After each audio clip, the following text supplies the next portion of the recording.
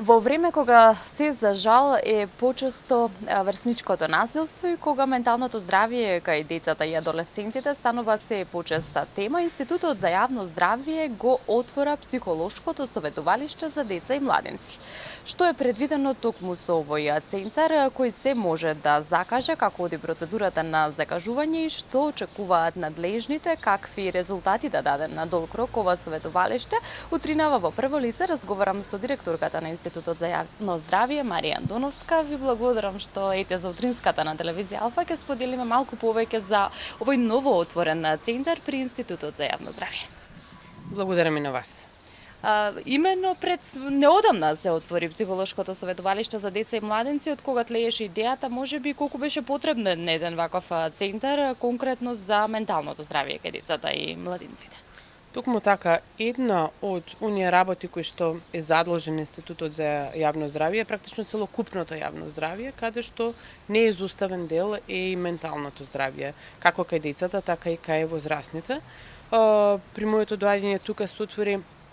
дилема што е она што недостасува во институтот, бидејќи сметаме дека треба да бидат погриени сите сегменти од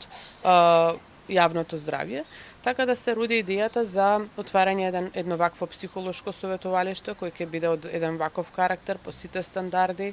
каде што ќе биде изградено да нема болнички услови, нели, да не создава бариери, стигми и така натаму, да биде и истиот се потрудивме да го реализираме. Секако сето она што ни се случува во последно време, посебно, не дека тоа не се случувало и години наназад, самата динамика, начинот на живот, сето она што се предизвици со кои што се соочуваат децата, адолесцентите и родителите, сите оние повозрасни лица кои што се во нивното обкружување, едноставно не мотивираше да го отвориме овој центар или психолошкото советувалиште. И сега какви услуги ќе нуди конкретно, кои профили на медицински персонал секако се застапени овде и како оди процедурата на закажување термин секако? Така, првичната цел е нели унапредувањето и зачувувањето на менталното здравје и отклонување, тоест помош, психолошка помош на сите оние кои што се соочуваат со било каков проблем емоционален или развоен од типот на одредени стравови, тага, анксиозности, проблеми со учењето, проблеми со концентрацијата, несигурност која што се јавува, одредени потешкоти во социјалниот живот, отклонување нели на некакви зависности, отклонување на зависности и од социјалните мрежи, што се однесува до децата, значи нивниот емоционален, но и развоен стадиум, тоа се однесува на децата, но секако тука може да дојдат и нивните родители. Може да дојдат старателите, може да дојдат наставниците, сите оние кои што сакаат да бидат консултирани, па дури и родителите кои што имаат некаква дилема како да го воспитаат правилно своето дете, како да му помогнат во неговиот развој. Значи, сите луѓе кои што имаат било каква потреба може да дојдат во ова советувалиште. Постојат вакви советувалишта слични кои што се приватни, но знаеме дека некогаш финансиските бариери не секој може да се дозволи да од родителите да се дозволи да посети некое од овие советувалишта. Токму поради тоа ние го отворивме ова советувалиште каде што може преку мој термин, преку матичен лекар да се закаже термин и ние едноставно ќе се потрудиме во иднина да ги прошириме овие термини со оглед на интересот што се јавува и да ги зголемиме нашите и просторни капацитети, но и кадровски капацитети. Во моментот работат двајца психолози кои што се стручни на оваа тема. По потреба имаме индивидуален пристап за секој од посетителите. Ова е место каде што тие може да се чувствуваат безбедно, да бидат згрижени и да добијат помош онаква каква што заслужуваат. Да, шетајќи низ просториите видовме дека навистина се распределени просториите, односно од најмладите па се до повозрасните деца и младенци. Значи ли тоа дека ќе се проширува можеби и тимот од двајца психолози, па ќе вклучите и останата друга поддршка за децата? Со оглед како што споменав, интересот станува се поголем, бидејќи е прво државно советувалиште од ваков тип и ние размислуваме и за просторно проширување, но и кадровско проширување, наместо една смена како досега од 8 до 15 часот, да вклучиме пред се и втора смена која што ќе работи,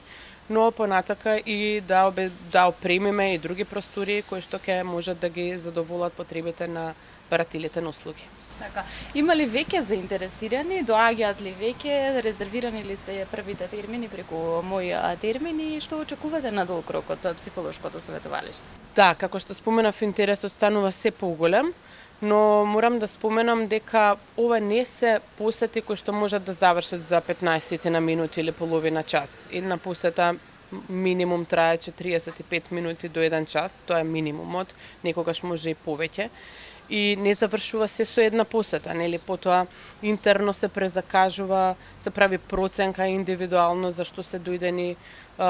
и од страна на стручните лица се прави проценка колку пати ќе треба да дојде и кои протоколи треба да се применат за да им се помогне на истите особи. Така да неопходно е да имаме проширување. Еве апел не само тука, може тоа да се случи и во другите градови низ државата, во сите оние болнички установи каде што ќе се обезбедат барем една просторија да биде адаптирана на овој начин, се со цел да можеме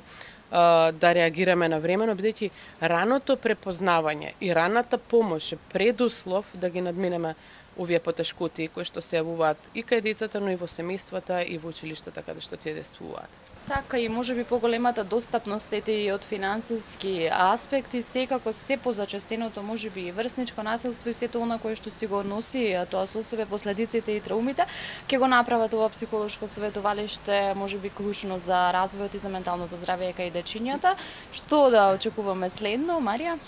Па најважно е да бидат сигурни сите оние кои што сакаат, кои што имаат некаква дилема дали да дојдат во ова советувалиште, јас ги охрабрувам да дојдат бидејќи ова е навистина ќе се почувствуваат пријатно место каде што може да им помогне навремено да се справат со сите предизвици кои што ги носи начинот на живот, како емоционално, така и развојно, воедно и отклонување на сите оние дилеми во начинот на воспитување што го имаат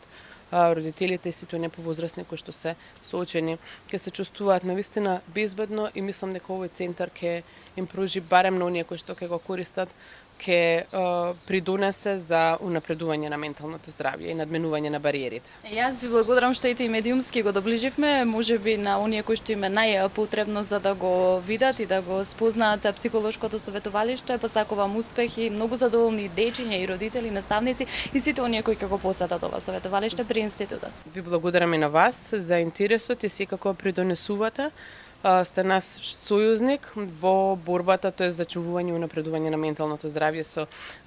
ваквиот начин на работа. Благодарам. Да, токму така, психолошкото советувалиште за деца и младинци, новоотвореното при Институтот за јавно здравје, со идеја и цел да игра клучна улога кај менталното здравје, не само кај дечињата, туку и кај родителите, наставниците и сите оние